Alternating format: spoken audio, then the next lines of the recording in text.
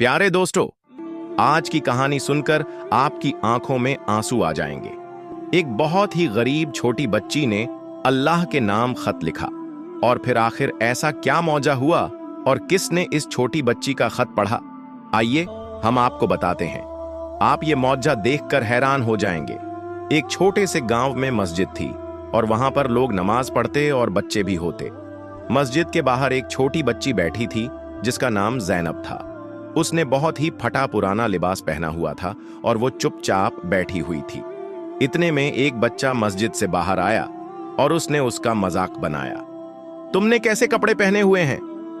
वो हंस रहा था और कहने लगा, मेरे बाबा मुझे बहुत सारे कपड़े दिलाते हैं। तुम्हारे बाबा तुम्हें कपड़े नहीं दिलाते? देखो तो सही कैसा पहना हुआ है, पुराने से फटे हुए कपड़े। साथ एक और बच्ची खड़ी हंस रही होती है और कहती है, अरे मैं बताती हूं, इसका बाप तो मर गया है। ज़ैनब चुपचाप बैठी रो रही होती है, वो कुछ भी नहीं बोलती। इतने में मस्जिद से बाहर एक आदमी आता है। वो ये सब देखकर कुछ नहीं कहता, लेकिन उसे बहुत दुख होता है। सब लोग वहां से चले जाते हैं। ज़ैनब रो रही होती है। वो चुपचाप उठी और अपने घर की तरफ चल पड़ी। उसका घर एक छोटी सी झोपड़ी में था। ज़ैनब घर आई तो उसकी माँ, जो कि बहुत ही गरीब थी, खाना बना रही थी, लेकिन उसके चेहरे पर थकन के आसार नजर आ रहे थे। वो भी बहुत उदास बैठी थी। ऐसे लग रहा था जैसे वो थोड़ी देर पहले रोई हो। ज़ैनब ने अपनी माँ की तरफ देखा। वो रोजे की हालत में थी, मगर खाने को घर में कुछ भी नहीं था। थोड़ी सी रोटी थी, थोड़ी सी रोटी का टुकड़ा था और कुछ भी नहीं था घर में। ज़ैनब ने अपनी माँ से कहा, अम्मी जान, बाहर लोगों ने बहुत ही प्यारे प्यारे कपड़े पहने हुए थे। माँ ने मुस्कुराते हुए कहा, इंशा अल्लाह बेटी, आपके पास भी बहुत प्यारे प्यारे कपड़े जरूर आएंगे। लेकिन वो अंदर से ऐसे थी जैसे रो रही हो, क्योंकि वो जानती थी कि ऐसा मुमकिन नहीं है। ज़ैनब खामोश हो गई, लेकिन उसके चेहरे पर मायूसी थी। इफ्तार का वक्त हुआ। माँ ने ज़ैनब को खाना खिलाया तो उसने देख लिया कि माँ भूखी सो रही है और थोड़ा सा जो खाना था वो मुझे दे दिया। आधी रात को जब ज़ैनब की आंख खुली तो उसने देखा कि उसकी मां मसल्ले पर बैठी है और रो रो कर दुआ कर रही है। ऐ अल्लाह, मेरी बेटी को नए नए कपड़े दे, उसकी ईद अच्छी बना दे, मेरी बच्ची को वो चीजें दे दे जो मैं नहीं दे सकी। ज़ैनब ने देखा अपनी मां को तो वो भी रोने लगी। अगले दिन ज़ैनब ने एक कलम और कागज लिया और कमरे के कोने में छुपकर खत लिखने लगी। वो बहुत रो रही थी और लिख रही थी कि ऐ अल्लाह, सब बच्चों ने नए नए कपड़े पहने होते हैं, सब बच्चों के पास नए नए कपड़े हैं और सबके घर में अच्छे अच्छे खाने बनते हैं इफ्तारी में। ऐ अल्लाह, मेरे घर में कुछ नहीं। वो रोते हुए ये सब लिख रही होती है और लिखती है, ऐ अल्लाह, मेरी माँ हर रोज भूखी सो जाती है। वो मुझसे झूठ बोलती है कि उसने खाना खा लिया है, लेकिन मैं सब जानती हूं कि उसने खाना नहीं खाया होता। वो भूखी सो जाती है। ऐ अल्लाह, इस ईद पर मेरे लिए एक जोड़ा और मेरी मां के लिए खाने का इंतजाम कर दे। ये लिख भी रही होती है और बहुत रो रही होती है। आमीन। उसके बाद वो हाथ उठाकर अल्लाह ताला से दुआ भी करने लगती है और रो रो कर दुआ कर रही होती है।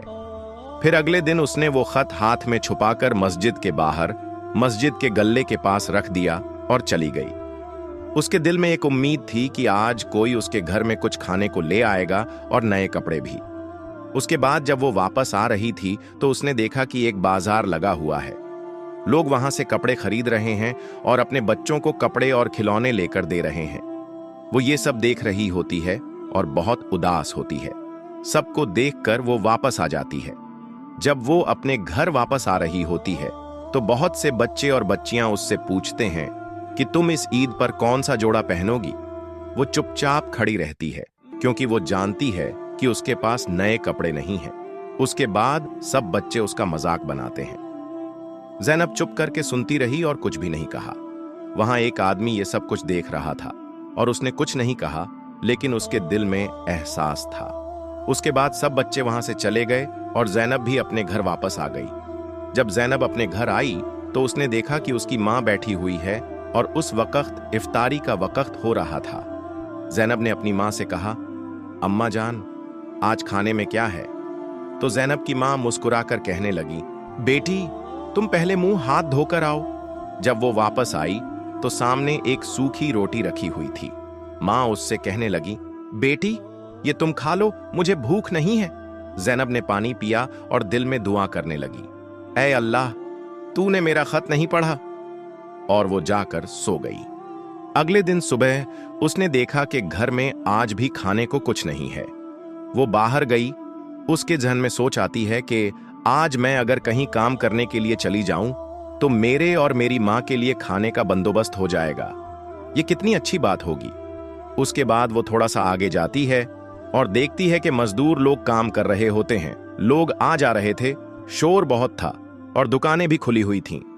वो जाती है और एक आदमी से कहती है, चाचा जी मुझे कोई काम दे दें, मैं काम करूंगी। लेकिन उसको कोई भी काम नहीं देता। एक दुकानदार जो कि बहुत ही सख्त मिजाज था, उसने उससे बहुत काम करवाया।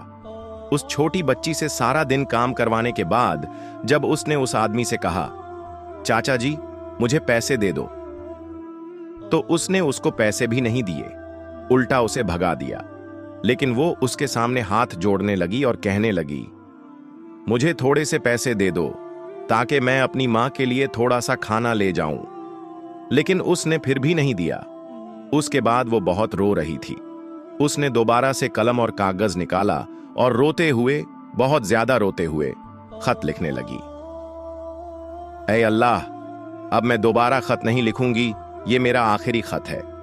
बाहर जाऊं तो लोग मेरा मजाक बनाते हैं और जब मैं कुरान पाक पढ़ने जाऊं तो वहां पर भी लोग मेरा मजाक बनाते हैं, मेरे कपड़ों का मजाक बनाते हैं। मैंने लोगों का काम भी किया है और लोगों ने मुझे पैसे नहीं दिए। मुझे कुछ समझ नहीं आ रहा कि मैं क्या करूं। मेरी मां बहुत नेक है, सारा दिन रोजा रखती है और इफ्तार में भी उसके लिए खाने को कुछ नहीं होता। वो ये लिखकर बहुत रो रही थी और ये खत लिखकर वो मस्जिद में रख देती है और दिल में सोचती है कि अल्लाह ताला ने अगर आज भी मेरा खत नहीं पढ़ा तो शायद वो मुझसे नाराज हैं और कभी नहीं पढ़ेंगे।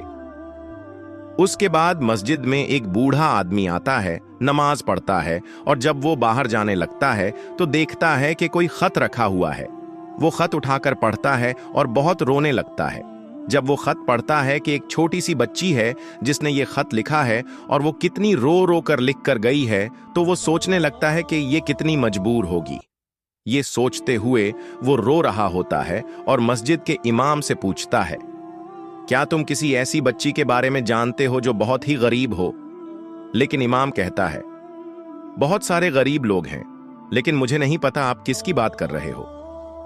उसके बाद वो बूढ़ा आदमी बाहर चाय वाले की दुकान पर जाता है और वहां चाय वाले को सारा माजरा बताता है। चाय वाला कहता है, मुझे लगता है कि मैं उसे जानता हूं। और वो उसके बारे में उसे पता बताता है क्योंकि एक गरीब बच्ची यहां से रोजाना गुजरती है। उसने जल्दी से उसका पता बताया और उसने अपने शागिर्द के साथ उसको भेज दिया।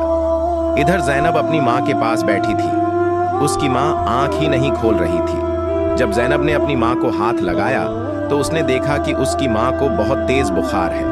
उसने बाहर जाकर सबसे कहा कि मेरी मां के लिए कोई दवाई ला दे। उसने रोते हुए कहा, लेकिन किसी ने उसकी बात नहीं सुनी और वह बहुत रो रही थी। उसके बाद उसने दिल में सोचा कि मेरी मदद कोई नहीं करेगा और मेरा खत भी तो अल्लाह ताला ने नहीं पढ़ा। उसके बाद वह शागिर्द और वह बूढ़ा आदमी उसके घर के बाहर आ जाते हैं। जैनब देखती है, लेकिन उसको यह उम्मीद नहीं होती कि शायद यह उसकी मदद के लिए आए हैं। बूढ़ा आदमी कहता है, बेटी तुम क्यों उदास और परेशान बैठी हो और क्यों रो रही हो? तो उसने सारी बात बताई और जल्दी से अपनी मां के पास उसको लेकर गई, यानी कि अपने घर लेकर गई। जब वह उसके घर पहुंचे तो वह बहुत परेशान हो गया। उसने देखा कि उसकी मां की हालत बहुत खराब थी। वह जल्दी से उसको डॉक्टर के पास लेकर गए। बूढ़े बुजुर्ग ने जैनब के सर पर हाथ रखा और कहा, बेटी परेशान नहीं हो और तुम्हें आज से परेशान होने की जरूरत भी नहीं है, क्योंकि मैं तुम्हारी सारी मदद करूंगा और तुम्हारी मां भी ठीक हो जाएगी। उसके बाद डॉक्टर आए और उन्होंने कहा कि उसकी मां की हालत खराब है क्योंकि वह बहुत कमजोर हो चुकी है, शायद खाना न खाने की वजह से। और उसके लिए बहुत दवाइयों की जरूरत है।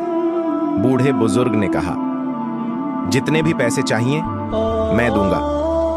उसके बाद उसकी दवाई शुरू हो गई और वह ठीक हो गई। जैसे ही उसने आंखें खोली तो उसने देखा कि उसकी बेटी उसके पास बैठी है और एक बूढ़ा बुजुर्ग भी मौजूद है। वह बहुत खुश होती है और पूछती है, बेटी ये कौन है? तो बाबा जी उसको बताते हैं, मैं आपकी मदद के लिए आया हूं। उसके बाद वह घर आते हैं और बूढ़े बुजुर्ग उनके लिए बहुत ही अच्छा खाना लेकर आते हैं। वह खाना देखकर बहुत खुश होते हैं।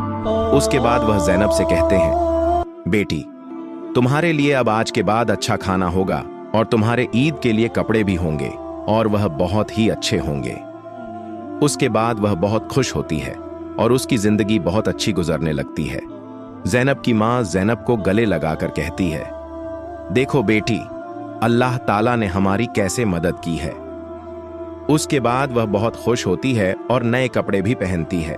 उसके बाद वह बूढ़े बुजुर्ग उस खत को लेकर मस्जिद में जाते हैं और मस्जिद में बताते हैं, आज आप नरैल लोगों को एक बहुत जरूरी बात बताऊंगा।